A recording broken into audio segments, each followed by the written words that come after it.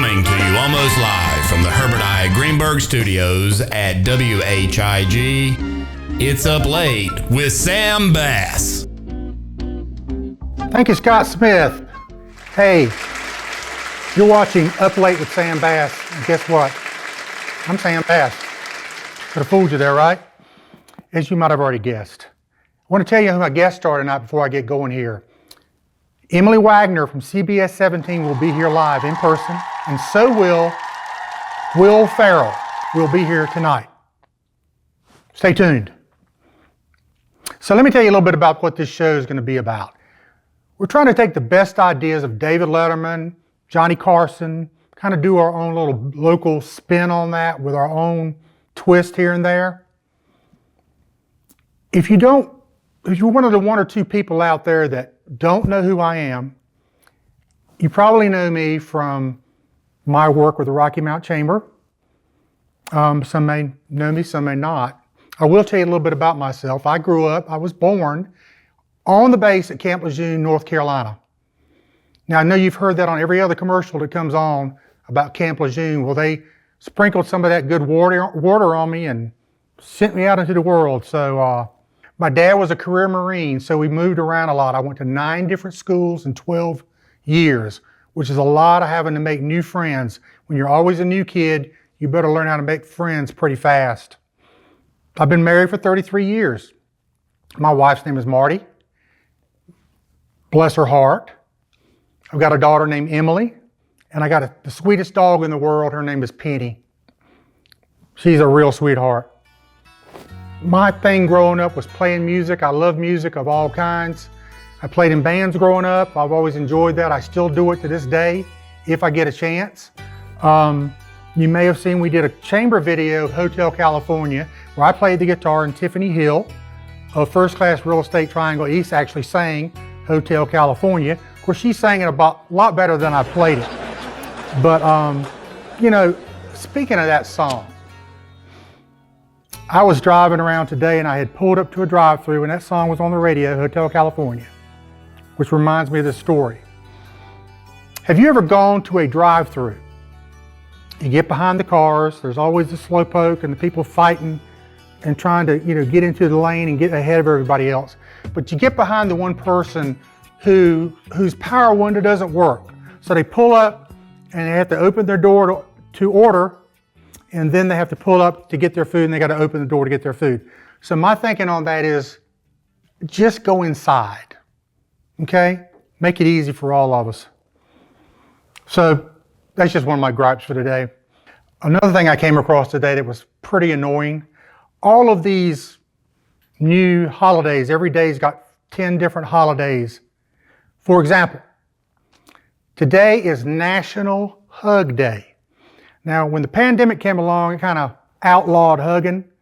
But I told people the whole time I was still hugging necks, regardless of the germs. I wasn't wearing masks either, even though I had to at some point in time.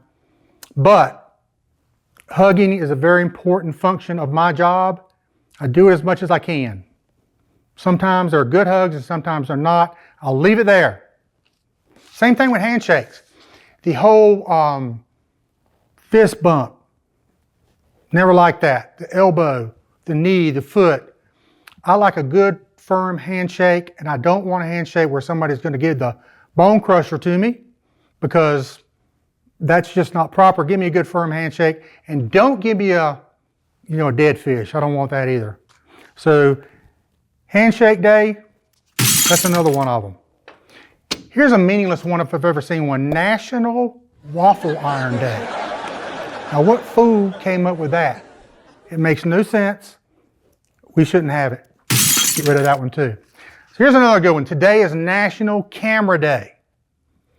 Now, I don't know if they're talking about a camera you take a picture with, but the funny thing about it is also today in history, on 2007, the Apple released the very first iPhone.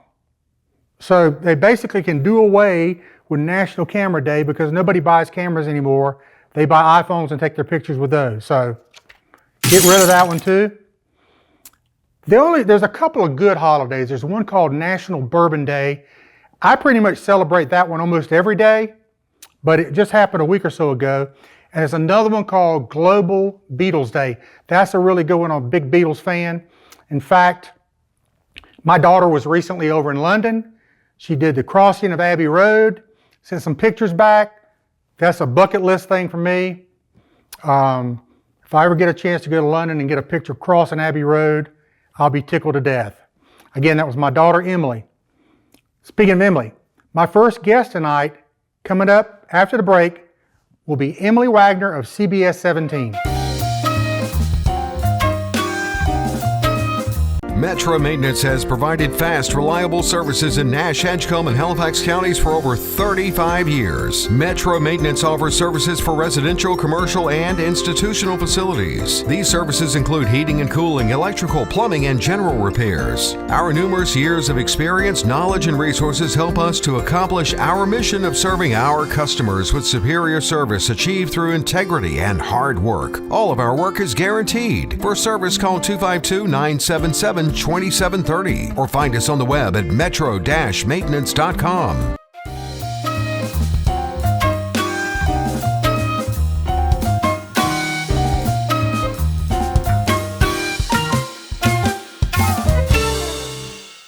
Hey, my guest tonight is Emily Wagner from CBS 17.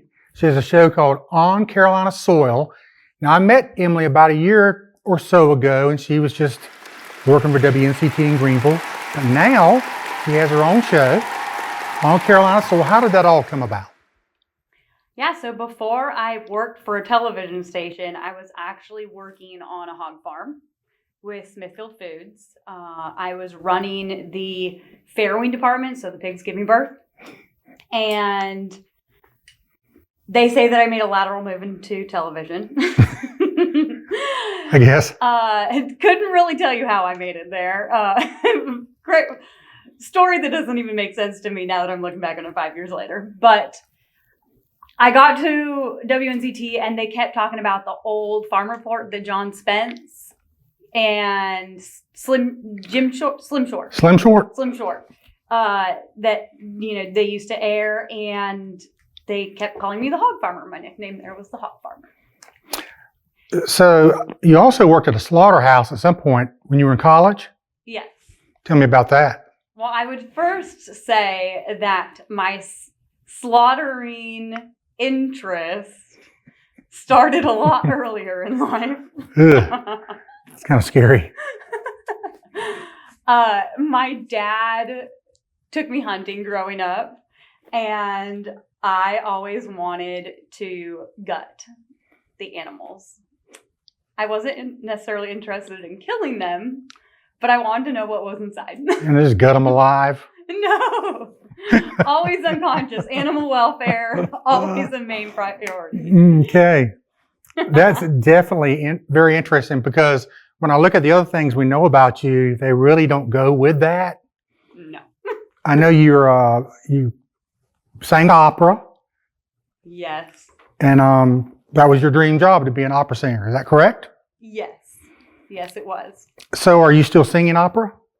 Not really. I last year had joined the Tarboro Choral Society, and we just had a concert. But other than that, no. Okay.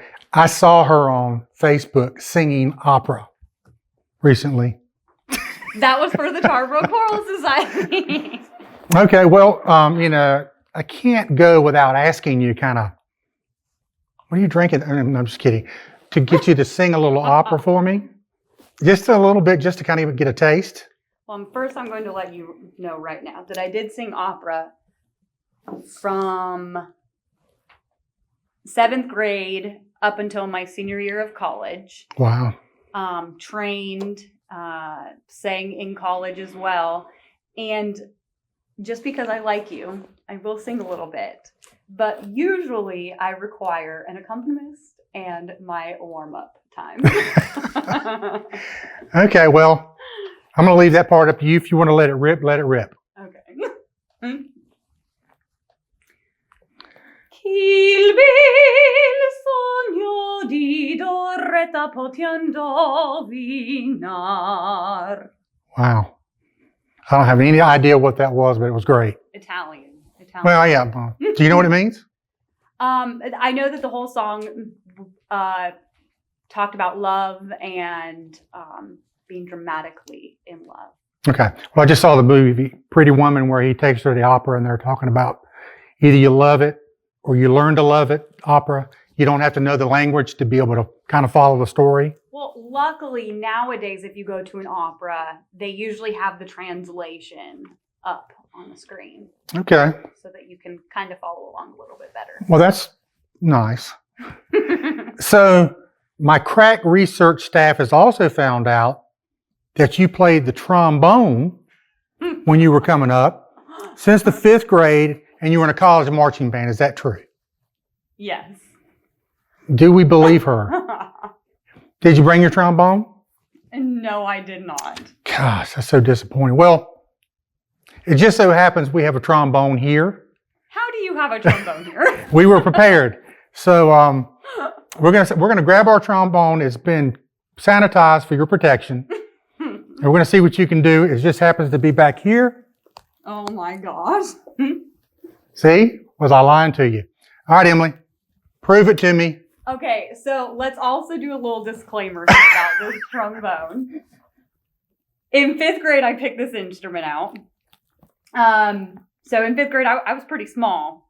And I was going around trying to figure out what instrument I was going to play, had all the options lined out. And I chose the trombone. And everybody was asked, Emily, are you really sure that that's what you want to play? It's bigger than you. It was bigger than me at the time. And I also couldn't reach 6th position. I still barely can reach 6th position. But my trombone became my secondary instrument. And I will tell you that I was in the marching band, but I don't know why they let me into the marching band. I was probably the worst marcher player out of hundreds of people. I don't think I could march and play at the same time. I wouldn't be able to get the rhythm down.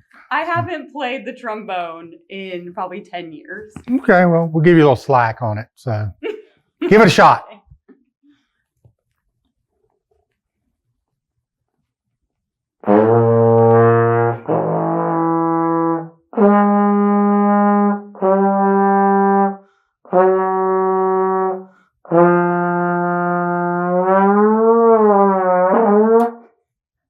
That's awesome. There you go. Folks, where do you get this kind of entertainment from? I just don't think there's another show that has We this. don't have any marching. Well, maybe we will, maybe not. So, is it true that you also have a veterinary science degree and you didn't pursue that any further? Nope. Man, you know a lot about me. I've been snooping around out there, Emily. Yeah, I actually started off as a vocal performance major, did that for 2 years, and realized that I enjoyed doing it more as a hobby than, as a profession. And so I found my long lost passion as animal science. And as I went through my degree, I learned that there were a lot of other options out there career-wise, other than just going to vet school. Plus, I didn't really want to go to vet school because I was absolutely terrible at physics and OChem, and I knew that I was going to have to do all those things again. Well, I think you made some good decisions with your career. As I said, she works for CBS 17 in Raleigh, and the episodes are on Carolina soil. Not only are shown on CBS 17, but they're also shown on WNCT in Greenville. Now, if you watch her show, she's not going to look like she does now. She's got on blue jeans and a ball cap. She still looks great, but it's a totally different look than what she is right now. So I try to get on there. She posts it on her Facebook and everything, and I try to get on there and watch her episodes. And some of them have been local farmers in this area that certain people I know may have helped set up for you. Mm-hmm. Yes, you have. But very much appreciated. It's always interesting to see what you can show about the farming in the area, because a lot of stuff I don't know. I think it's really important that people understand a little bit more about agriculture. They meet their farmers, farmers have families. They are people too. Especially with inflation, the misconception is that farmers are making more money because your food prices are higher, and that's just not the case. Input costs for farmers are higher, so they're not making any profit off of it either. And so I'm passionate about sharing those types of stories and information that isn't out there enough in the world. People don't get the real world view, and you're giving it to them. That the price of diesel affects the price of products. Things like that. It's just a domino effect on everything. Yes. I want her to tell you about her pets because she's got one pet in particular with special needs. So tell me about those. All right. So I have 3 extra large dogs in total. My first one is Owl Muffin. That's his name. And he is my largest one. He's an Anatolian Shepherd. He's about 125 pounds. And then I have Charles, who I call Charles. And he is my fully 4-legged Great Pyrenees. And then I say that because I have my third dog, his name is Yeti, and he does not have 4 legs. Well, he technically has 4 legs, but he loves them.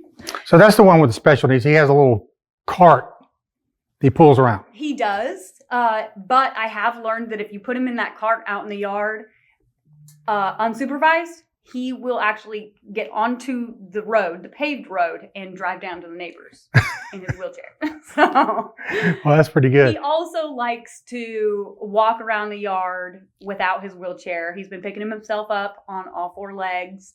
And really, I met him on accident. I was not looking for a third dog. And when I met him, he was introduced as a Great Pyrenees. And I said, oh, well, I already have 2 extra large dogs. Why not add a third? Well, I did see the video of your dog without the little wheelchair thing. And you said he was born that way. So I guess he knows nothing else. And he seems really happy. Oh, yeah. Oh, yeah. He's just like every other dog. He runs off. He goes to the neighbors. He likes to follow my flock of birds around that I'm now raising. I became a bird mom this year, and I have 1 turkey who I call Turk. It's a good name. Yeah. I have 6 chickens, 4 ducks, and 3 guineas, and a dozen fertilized guinea eggs in the incubator. Wow. That is awesome. So you've got a regular farm thing going on over there. So the on Carolina soil kind of fits your whole thing. Yeah. I want to keep adding. So let me go back to the opera. Okay. So what kind of music did you listen to coming up? Did you listen to opera or just regular? Gosh, no. I grew up in the middle of nowhere in Nevada, and no one there had probably ever listened to opera except for on accident. Except for maybe my music teachers. My music teachers were the ones that started introducing classical music to me. They must have recognized the talent there. Yeah, 5th grade was my first solo, and in 6th grade I started competing. Well, that's very impressive. You did very good. Well, listen, I really appreciate you taking the time to come on here and share some of your personal information about us, some of your life. It's very interesting stuff. You're more than just a pretty face. Thanks. So much more. But we appreciate Emily coming on. Thank you. I hope you'll come on and see us some other time. Hey, that was a great interview with Emily. I appreciate her coming on and letting everybody know a little bit more about her. She's a really interesting person. Unfortunately, we ran a little bit long with her, so we're going to have to postpone Will Ferrell to another time. I'll have my people contact his people. We'll make it happen. Just stay tuned for that. Hey, listen, thank you so much for watching. Tune in every Thursday night. We're going to have something fun and exciting for you every Thursday night at 10, right here on Up Late with Sam Bass. I'll see you soon.